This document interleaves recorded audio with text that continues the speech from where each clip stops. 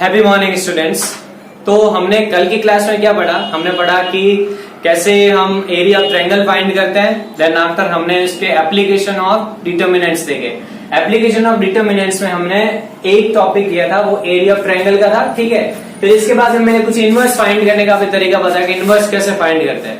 Now inverse find जो हमने किया था वो इसमें यूज होगा। Now the second application of determinant is, first one is area of triangle find करना है, second one is solution of linear equation, किसी भी इक्वेशन का सॉल्यूशन फाइंड करना है, ठीक है। तो इसमें पहले प्रोसेस लिखवा देता हूं। प्रोसेस क्या रहता है आपको पहले प्रोसेस बता देता हूं कि इसका प्रोसेस क्या होता है, ठीक है। फर्स्ट प्रोसेस होता है कि कोई भी मैट्रिक्स को, जैसे अपन को इक्वेशन दे रखी है, express equation in ax equals to b form, ठीक है। आपको क्या करना है, सबसे पहले इक्वेशन को इस फॉर्म में कन्वर्ट करना है, ठीक है। Then after find determinant a, ठीक है, ये डिटर्मिनेंट निकालना है। Now if third one is if determinant of a is not equals to 0, अगर 0 इक्वल नहीं है, then x will be equals to a inverse b, x की वैल्यू क्या होगी, a inverse b, ठीक है। ये हो गया। एंड हम बोल सकते हैं and solution is consistent, solution is consistent. आपने एक चीज पढ़ी होगी 10th में, जो इक्वेशन है तो दो टाइप के सॉल्यूशन होते हैं, वैसे 3 टाइप के सॉल्यूशन होते हैं, no solution, unique solution and many solution. और हमने देखा था एक कंसिस्टेंट और एक इनकंसिस्टेंट। तो कंसिस्टेंट मतलब सॉल्यूशन देने वाला, सॉल्यूशन कौन देता है, ठीक है। तो ये कंसिस्टेंट हो गया। नाउ हम देखते हैं second thing is, sorry fourth one, अगर ये ऐसा हो तो इसको सॉल्व करना है, कुल मिला के a इनवर्स निकाल लो, b से मल्टीप्लाई कर दो। बट अगर आपके a की वैल्यू 0 आ जाए, डिटर्मिनेंट 0 आ जाए, तब इसकी दो कंडीशन होती है, दो कंडीशन होता है, या तो ये कंसिस्टेंट होता है, ठीक है, और इट कैन बी इनकंसिस्टेंट। ये दो तरीके हो सकते हैं, मतलब ये कंसिस्टेंट भी हो सकता है, इनकंसिस्टेंट होता है, ठीक है। दोनों तरीके से दोनों हो सकता है। अब होता क्या है कंसिस्टेंट, देखो कंसिस्टेंट की कंडीशन, एक तो इसमें यूनिक सॉल्यूशन होगा, एक होगा मैनी सॉल्यूशन। और वो कब होगा, मैनी सॉल्यूशन कब होगा, मैनी सॉल्यूशन कब होगा, आप क्या करो, अगर आप एडजॉइंट ऑफ a जो आपने निकाला है उसको अगर b के साथ मल्टीप्लाई करो और आंसर 0 आ जाए, एडजॉइंट ऑफ a का b के साथ मल्टीप्लाई करो, 0 आंसर आ जाए, तो हम बोलेंगे कि वो कंसिस्टेंट है, यानी मैनी सॉल्यूशन है। और इनकंसिस्टेंट मतलब नो सॉल्यूशन। नो सॉल्यूशन कब होगा, व्हेन एडजॉइंट ऑफ a का हम b से मल्टीप्लाई करें और आंसर आ जाए not equal to 0। Not equal to 0 है तो हम बोल सकते हैं कि इक्वेशन है नो सॉल्यूशन, ठीक है, कोई सॉल्यूशन नहीं है।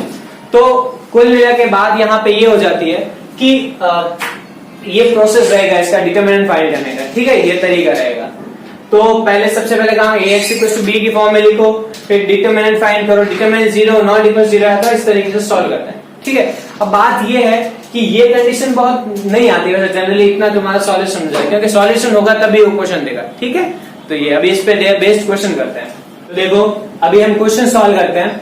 क्वेश्चन देखो, सबसे पहले 2x2 ऑर्डर का मैट्रिक्स का बता रहा हूं। सबसे पहला प्रोसेस क्या था, आप इसको ax इक्वल्स टू b की फॉर्म में लिखते हैं। ax इक्वल्स टू b की फॉर्म होती क्या है, तो सबसे पहले हम क्या करेंगे, a मैट्रिक्स क्या होती है, इनके कोफिशिएंट से बनी होती है। तो इनका कोफिशिएंट क्या है, 5 2 3 2, ठीक है, ये मैट्रिक्स आगे भी है। अब देखते हैं x मैट्रिक्स क्या होगी। x क्या होगी, x हमेशा ये xy की मैट्रिक्स होगी, ये होगी xy, ठीक है, ये हमेशा ये जो भी इसका और इसका 2x1 होगा ये। नेक्स्ट होगी b मैट्रिक्स क्या होगी, b मैट्रिक्स होगी ये कोफिशिएंट्स जो कांस्टेंट है इसकी। तो हमने ax b, ठीक है। तो हम स्टार्ट करेंगे, यहाँ पे हम क्या लिखते हैं, ax इक्वल्स टू b, ये फॉर्म होगी हमारे पास में, ठीक है। Now calculate a inverse, what will be the value of a inverse, sorry determinant of a निकालते हैं। डिटर्मिनेंट ऑफ a कैसे फाइंड करते हैं, वही नॉर्मल सा, इसका मल्टीप्लाई माइनस इसका मल्टीप्लाई, तो 10 minus 6 that is 4। Not equals to 0, determinant is not equals to 0, hence अपन को लिखना होगा hence it has a solution, ठीक है, इसका सॉल्यूशन होगा ठीक है, आप कह सकते हैं इट हैज अ सॉल्यूशन या फिर it is consistent. Now next one क्या करेंगे हम, हमारे पास है ए इनवर्स इक्वल टू क्या होता है, एडजॉइंट ऑफ ए इनटू उसका डिटर्मिनेंट का डिवाइड कर दो उसमें, यही होता है। तो इसके लिए डिटर्मिनेंट तो निकल गया, अब एडजॉइंट निकालना है, तो एडजॉइंट ऑफ ए क्या होगा।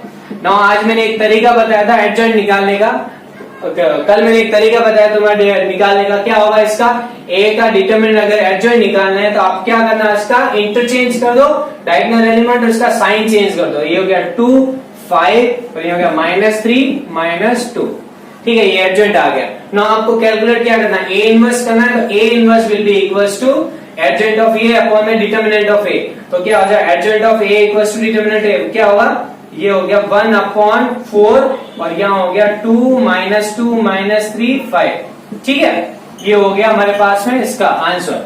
Now we have to calculate x की वैल्यू, तो मैंने बताया था x इक्वल्स टू क्या होगा, x equals to a inverse b, ये लिखते हैं हम, तो x equals to a inverse b है, तो x क्या है यहाँ पे, x y equals to a inverse की वैल्यू ये है, तो 1/4 इंटू 2 -2 -3 5 और मल्टीप्लाई में क्या है ये 3 और 5। अब आप क्या करो, 3 और 5 का मल्टीप्लाई कर दो, जब 3 और 5 का मल्टीप्लाई करते हैं तो क्या आएगा, x y इक्वल्स टू 1/4, पहले इन दोनों का मल्टीप्लाई करते हैं तो क्या होगा, 2 इंटू 3 6 और -2 इंटू ये हो जाएगा माइनस का 10, -3 इंटू 3 माइनस का 9, 3 इंटू 5 इंटू 5 कितना हो गया 25, दैट इज इक्वल्स टू 1/4 और यहाँ पे आ गया कितना आया -4 और इधर आ गया 16, ठीक है। तो आप अगर यहाँ पे आप देखोगे तो क्या आंसर मिला, 4 से डिवाइड कर दो, तो 4 से डिवाइड करो तो क्या बना, x y इक्वल टू 4 से डिवाइड कर दो,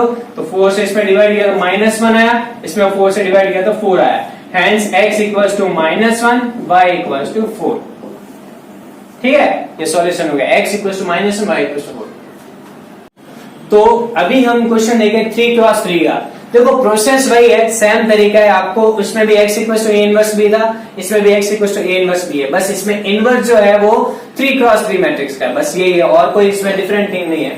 तो देखो हम पहले वही फाइंड करते हैं, सबसे पहले इसको a निकाल दें, a क्या होगा इसका, a इक्वल टू क्या होगा, कोफिशिएंट का 1 2 -3 फिर 2 3 2 3 -3 -4, ठीक है, फिर x इक्वल टू क्या होगा, x y z, फिर यहाँ पे b क्या होगा, d इक्वल टू क्या होगा 4 to 11, ये हो गया।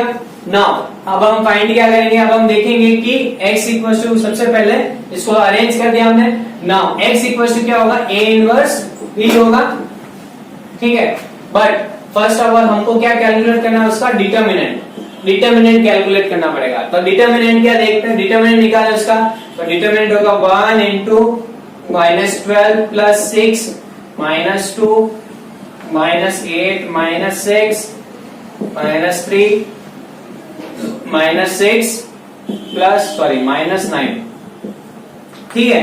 तो इसका डिटर्मिनेंट निकाला है, तो इसका डिटर्मिनेंट अगर कैलकुलेट करें हम तो इसका आंसर कितना आएगा, ठीक है, -6 प्लस 28 और इसका हो जाएगा 45, तो आंसर आ जाएगा 67, ठीक है। This is not equal to 0, तो इसकी वैल्यू क्या है, नॉट इक्वल टू 0 आया, तो दैट मींस क्या हम इसको शो कर सकते हैं और कह सकते हैं शो मैट्रिक्स इज, या आप कह सकते हैं शो A इज इनवर्टिबल, मतलब इसका सॉल्यूशन है, यानी इसका इनवर्स फाइंड हो सकता है, ठीक है। अब इसका फाइंड हो सकता है, नो फर्स्ट ऑफ ऑल हम इसका क्या करेंगे, हम इसके कैलकुलेट करेंगे एडजॉइंट, भाई एडजॉइंट है, मायने रखता है एडजॉइंट। तो एडजॉइंट का एक तरीका क्या बताया था मैंने, कल ही बताया था, क्या बताया था, अब ये जो मैट्रिक्स है देखो 1 2, ये रफ वर्क है, ध्यान रखना, 1 2 -3 2 3, तो यहाँ पे कैलकुलेट करता हूँ, चलिए 1 2 -3, फिर इसके बाद है 2 3 2, देन आफ्टर 3 -3 -4, फिर इसके बाद में इसको रिपीट कर देते हैं, तो ये हो जाएगा 1 2 2 3 3 -3। नेक्स्ट वन इज, इन पूरे दो को रिपीट कर दो, 2 1 2 -3 1 2, इसके बाद में 2 3 2 2 3, ठीक है, ये हो गया ऐसे, ये और यहाँ पे अपना रफ वर्क है, ठीक है, रफ वर्क है। अब देखो यहाँ पे ये हो गया ना। नेक्स्ट हम इसका फाइंड करेंगे तो एक एक करके लिखेंगे। सबसे पहले लिखना ही क्या है, नंबर है यहाँ पे। सबसे पहले अपन C11 फाइंड करेंगे। C11 क्या होगा, इनका मल्टीप्लाई माइनस इनका मल्टीप्लाई, तो -12 प्लस का 6, -12 प्लस 6 कितना आ गया, माइनस का 6 आ गया। ठीक है, फिर इसके बाद में इसका फाइंड करते हैं C12 क्या होगा, इनका मल्टीप्लाई यानी 6 प्लस 8 ये हो गया 14। फिर इसके बाद C13 क्या होगा, C13 इनका मल्टीप्लाई 2 -6 -9 ये हो गया माइनस का 15। फिर इसके बाद में C21 निकालेंगे। C21 क्या होगा, इनका मल्टीप्लाई +9 + 8 ये हो गया 17। फिर C22 क्या निकलेगा, C22 निकल जाएगा यहाँ पे C22 -4 और +9, -4 + 9 5 हो गया। C23 क्या होगा, C23 निकालते हैं। ठीक है, 6 + 9 ये हो गया 9। फिर इसके बाद C31 क्या हो गया, 4 + 9 13। C32 क्या हो गया, C32 हो गया इनका -6 -3 -9। फिर इसके बाद में C33 क्या हो गया यहाँ पे 3 - 4 दैट इज -1। ठीक है, तो ये सारी वैल्यू निकल गई। ये सारी इसकी 13 C32 देखते हैं वापस, -6 -2 -8। तो ये वैल्यूज निकली यहाँ पे। ठीक है, अब हम हमारे पास सारी वैल्यूज आ गई, तो एडजेंट क्या आएगा, ये जो भी कोफैक्टर्स निकले कोफैक्टर को आप अरेंज करोगे किसमें, कॉलम वाइज। तो -6 14 -15, फिर 17 5 9 13 -8 -1। ठीक है, ये अरेंज हो गए यहाँ पे। अब अरेंज हो गए, नाउ नेक्स्ट वन। अब क्या रहेगा हमारे पास, A इनवर्स क्या रहता है, A inverse equals to adjoint of A into divide by determinant of A। ठीक है, और बट अपन को निकालने के x equals to A inverse B निकालना है।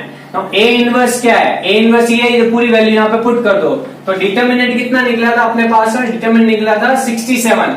यहाँ लिखेंगे 1/67 और ये पूरी वैल्यू यहाँ पे पुट करो, -6 17 13 14 5 -8 -15 9 -1 और इसका मल्टीप्लाई में B क्या है यहाँ पे 4 to 11। ठीक है, 4 to 11 ये हो गया। नाउ इसका x इक्वल टू क्या आएगा भाई, 1/67 को अलग ही रखो और इनका मल्टीप्लाई करो। इनका मल्टीप्लाई करते हैं। ठीक है, तो इनका मल्टीप्लाई करें यहाँ पे, तो देखो क्या आएगा, इसका मल्टीप्लाई आएगा सबसे पहला माइनस का 24, फिर 34, फिर ये हो जाएगा 143। फिर नेक्स्ट वन 14 इंटू 4 56, 5 इंटू 10 और ये आ गया -88। नेक्स्ट वन 15 इंटू -60 18, फिर इसके बाद में इसका हो गया -11। ठीक है, ये आ गया, तो 1/67 और यहाँ पे इनके आंसर निकाल दो, कैलकुलेट करके वैल्यू -4 है। देखो -4 है, तो यहाँ पे -4 लिखेंगे, थोड़ा मिस्टेक है, यहाँ पे -4 आएगा, तो ये प्लस का 24 हो जाएगा। ठीक है, ये प्लस का 24 हो जाएगा, तो यहाँ पे इसका आंसर क्या आएगा, इसका आंसर आएगा, इसका ऐड कर दो सबका, तो सबका एडिशन कितना होगा 4 4 1 1 और ये हो गया 4 3 2 9 7 और 9 2 0 1। ठीक है, फिर इसके बाद में इसका करते हैं, तो ये हो गया 76 में से 70, दैट मींस यहाँ भी -56 होगा और यहाँ पे प्लस का 60 होगा। ठीक है, तो ये हो गया -46। ठीक है, -46 और -46 और ये, तो ये हो जाएंगे 142 शायद 144 और 62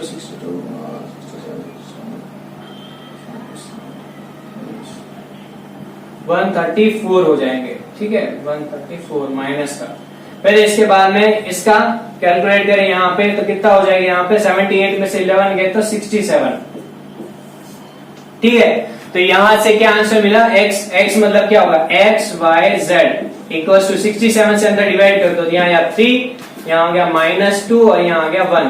that means x equals to 3, y equals to -2, z equals to 1।